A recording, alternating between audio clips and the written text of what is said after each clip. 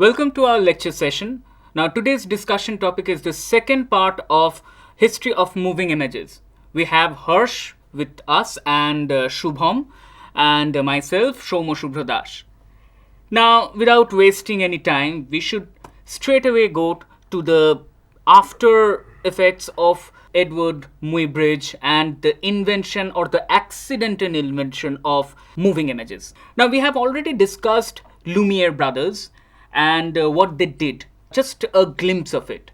Now we will discuss the new kind of cinema which has, or the new kind of art form of moving images which is being very popular among the mass.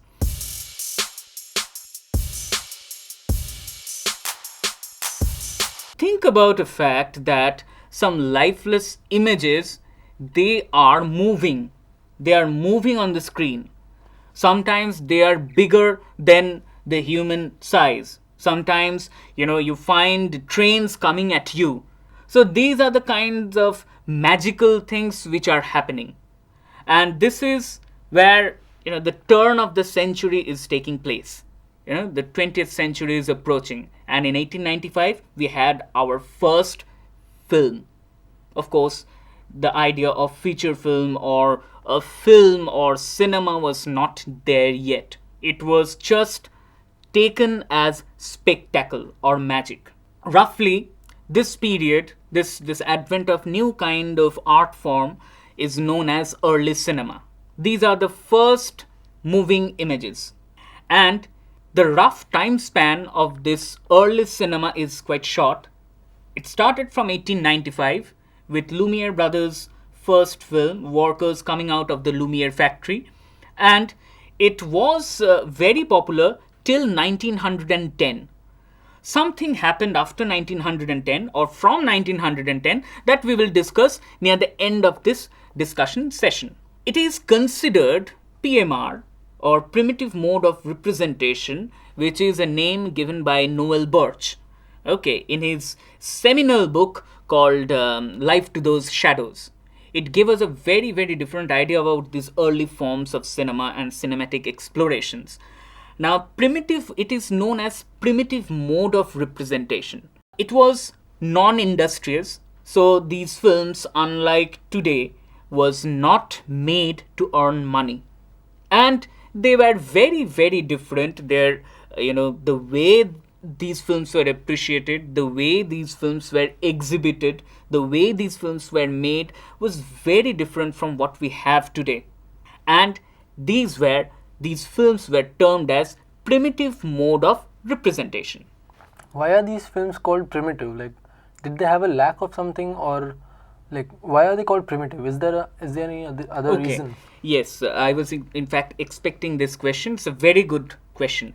Now, we have two types of films till now.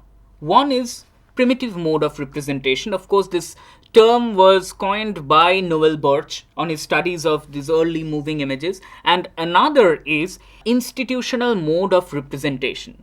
Now, primitive mode of representation doesn't necessarily mean primitive aspects in terms of lack. A lot of, let's say today, if I ask one of our audience or you on a Saturday evening, let's go and watch some early films with a basket of popcorn. Would you be ready? No. You will say, sir, it's boring. No, it's we can't hear anything. It's this and that. Rather, we will watch some Hollywood flick, which in terms is made in order to be popular. It's made so that you spend your money, you contribute to the industry, you watch it with your gang or your friends, and there's a kind of a business transaction. Not only business, the mode of representation is very much in a way in which the images or the films can interact or easily communicate to us. You have Hollywood films, Bollywood films, classical Hollywood, horror, science fiction, everything. All these films, starting from mid 1910, 1920s, these films which are which follow the ethics, codes, laws, rules, aesthetic rules of the industry and the film aesthetics as we know. These are known as IMR, institutional mode of representation, because the representations are institutional. Okay, they follow a strict code. Well, Hollywood, classical Hollywood code. Okay, there has to be a narrative, a particular editing, a particular lighting, 3-point lighting, and all those things. But there will be a particular cinema hall, there will be a particular film culture. I have to buy tickets and make myself comfortable in the seats, all these things, all these rules and regulations. But with these films, mind you, with these early cinema, it wasn't that structured. In that way, primitive in the sense that they never started any kind of strict order in order to watch these films. That's a very important aspect of it. And Noel Birch gives us a very different reading of what we know as early cinema, Lumiere's and all these films. What he says is that these films were expressions of the artist. They were not, a manipulation of an industry which wants to make money. This is a very important aspect that our audience should pay attention to, because film and any kind of moving images nowadays, whether it's television, whether it's YouTube videos, whether it's cinema, whatever, music videos, everything has a business purpose. Now at this point of time, during the early years of cinema never had this ulterior, to entertain you as well as take money from you. It was pure exploration of a new form of media. And Noel Birch says that early films are purer forms of cinema, pure cinema. Okay, it's a very idealistic concept, but to a great extent he is right.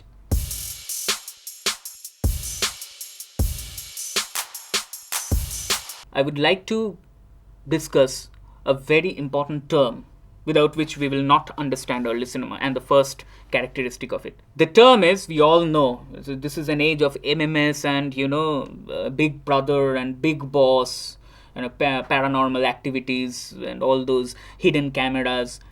There's a term called voyeurism, which means peeping into the other's life without his knowledge.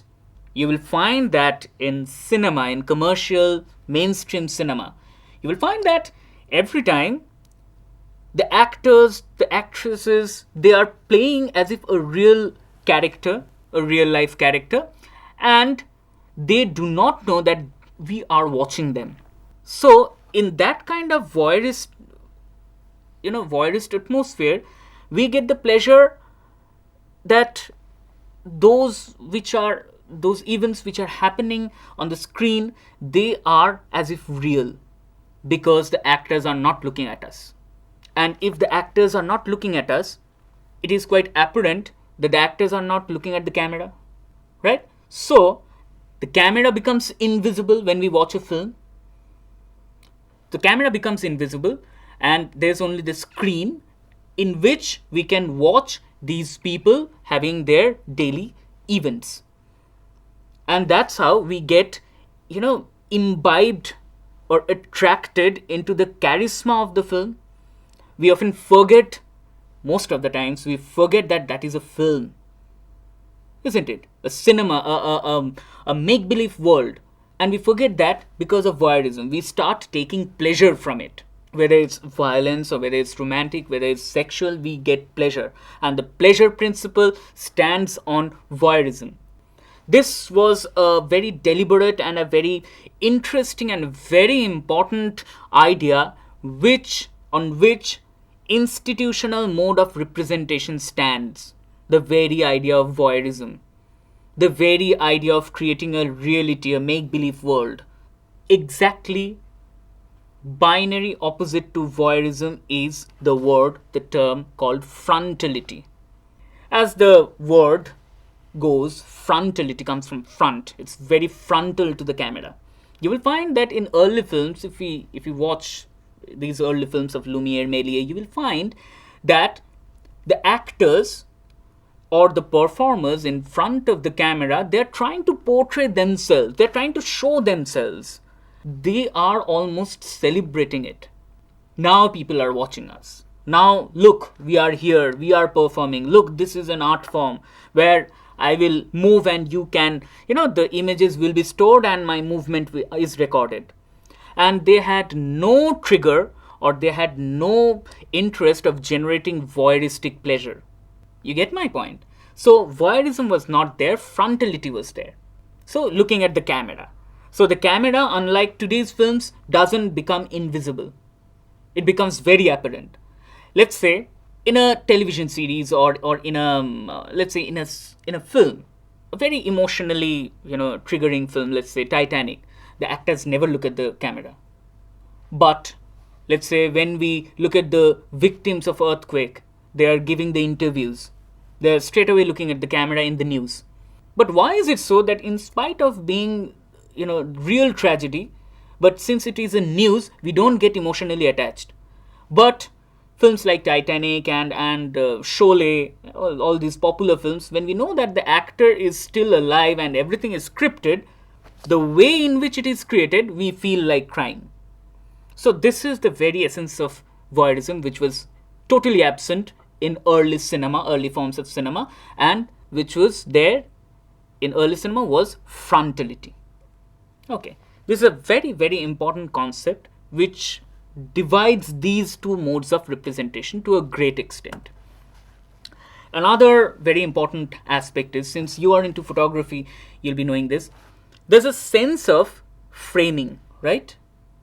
When we take a photograph, we say that, oh, okay, you gather near the middle, there's a golden point. A lot of rules and aesthetic rules are there, right? Don't go near the edges. So Hollywood cinema, aesthetic films, mainstream narrative cinema, you will find that the frame is very centripetal. Objects or subjects, they come towards the middle and then they might disperse. They are not near the edges. But you will find that this type of concept, photography and aesthetics, these types of framing concepts were not there in early cinema. Frame is very centrifugal.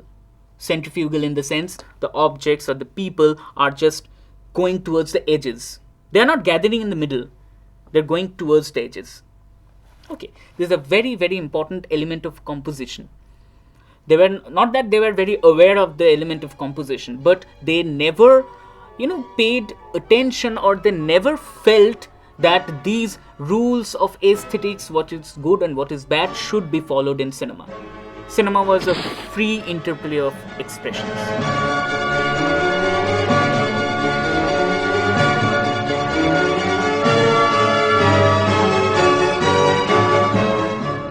Another very important point, staticity. Static camera. Staticity, by staticity means it's very static. The frame is very static. The people in front of them are very static. They are not running around like this. They might, but most of the times when it is a very prominent action, then they will do that. Otherwise, they will just stand in front of the camera and they will do their things and they will look at the camera just like I'm doing. And it's a very tableau mode of representation. Tableau mode of representation was the very essence of early cinema. Okay, from which we can deduce the fact that it was very different from what we have now, the photographic and the aesthetics of framing, and it's very static in nature. Tableau mode of representation means that some motionless figures are there as a part of the event or as a part of the historical process. Let's think about our family albums. It's a tableau mode of representation. We gather around. But when you go out on the street, take some candid photography, you don't have tableau mode of representation. You're taking the pictures as they are, just like modern cinema. In modern films or in institutional mode of representation like Hollywood and Bollywood, people or actors, they will never come in front of the camera and they will face the camera and they will stand there doing various things. But in early cinema, they would do that. One of the reasons because it was very static in nature, the frame was, just before that, all these actors were from theater. So in theater, Sometimes you have to be represent yourself as a tableau mode.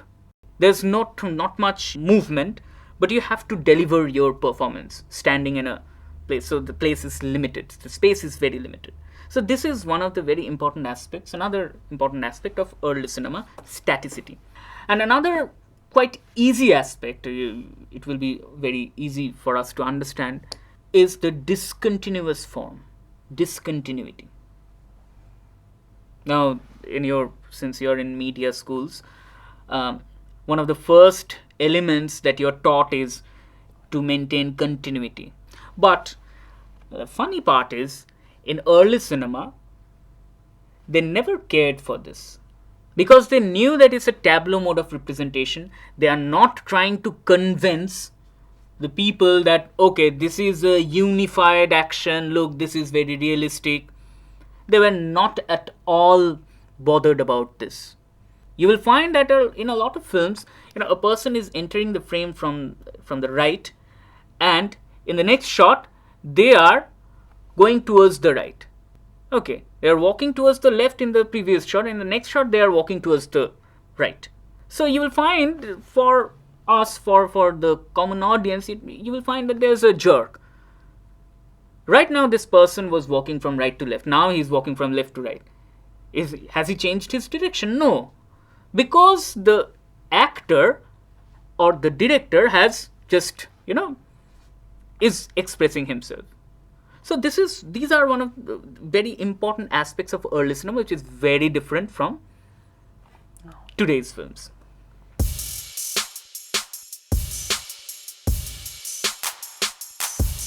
Now I will talk about 3 or 4 very important filmmakers. Of course, Lumière brothers.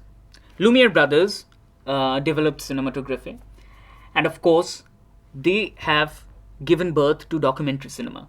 They never made documentary films themselves, but what they did was they captured images from the normal, unmanipulated events of life. Let's say a worker, breaking a wall, feeding the baby, all these films. So these films are known as actuality films. And you will find that these Lumière brothers has breathed life into the ordinary images. It will give you, if you really look at them, it will give you goosebumps. The Paris of 1897, Paris is flooded. It just looks like Kolkata. Okay, and the common people are, going here and there and just doing whatever. Now, those are the very rare images of a city. And the city has life. It's not put up. That's why Lumière is so important for us. Georges Méliès was a French magician, and he used cinema as a magic trick. His films are known as trick films, and you will be amazed to know that his films were the first sci-fi. And he used editing and the cinematic technique as a special effect. So the Hollywood and we all go gaga for special effects and sci-fis. He's the father of all those effects, and he was primarily a magician. Georges Méliès has a huge history, which is impossible for us to, throw light upon within this narrow span of time.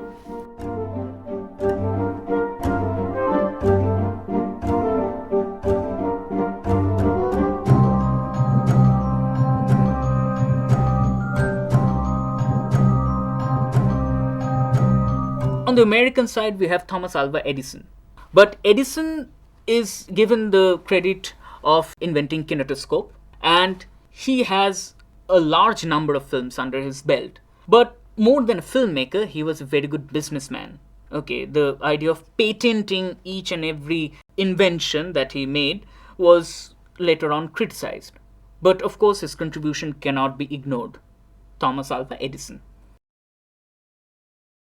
The first Western film, made in 1906, was known as The Great Train Robbery. It was made by Edwin S. Porter, and the producer, of course, was Edison. And for the first time, why it is so important? Because for the first time, a narrative was trying to be portrayed. a train is being robbed, and you have parallel editings for the first time, and for the first time you have close-ups, and for the first time someone is trying to tell a story.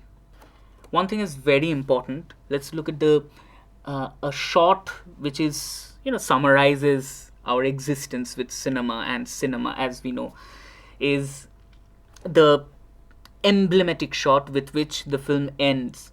Everything is done, and the robbers, they are killed by the police, and in the end, the gang, the person who is already killed, he looks at us in close up, and he pokes a gun at us, and he shoots. This is known as one of the emblematic shots. Emblematic shots are defined to be symbolic representations of the medium. A shot which is a symbolic representation of the medium. Look, we say that each and every piece of shot, starting from switching on the camera till you put it off, is known as shot. Why do you think it's a shot? Because in earlier times, each and every click was accompanied by a shot, a spark, as if something is shot at you, a shot of light.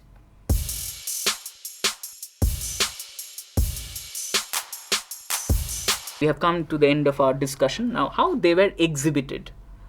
Primitive mode of representations, these films, early films, were exhibited in vaudevilles, variety shows, in fairs, and film never existed with its uniqueness. It was a part of the show. Variety show is happening, while someone is playing violin, someone is caricaturing and doing a lot of things. A part of the show is cinema. And later on, there were theaters called Nickelodeon theaters, where with the exchange of 1 nickel, people could get in and watch these films. It was as cheap as that. And one thing is there, cinema till 1910 or 1908 or 9, from 1895, was not an elite art. The elite class of the society detested cinema like anything. For them, it was a downtrodden art, and only people from the slums and the poor people, the uneducated people, would gather around and watch a film. But things changed after 1910, and a lot of producers, a lot of big businessmen started investing money in it. Desert land was bought, Hollywood was built, and the era of primitive mode of representation, which was artisanal mode, there's no industrial shackles and all these things. This was no more there. And suddenly, cinema became very expensive, and it became a aesthetic business for the rich class. Of course, after this, we have Griffith and the development of Hollywood. But for this, for the discussion of history of moving images, I think 1910 marks the end of a particular era, which is very important for us, which we cannot ignore. And still we have a lot of films of early cinema we all can watch, we can enjoy, we can use them as our research, and we can write books, and we can rethink on them. So that was it for us on the second part of discussion of history of moving images. Hope you have a lot of questions, hope you have enjoyed, hope you have got a lot of queries in mind. Thank you.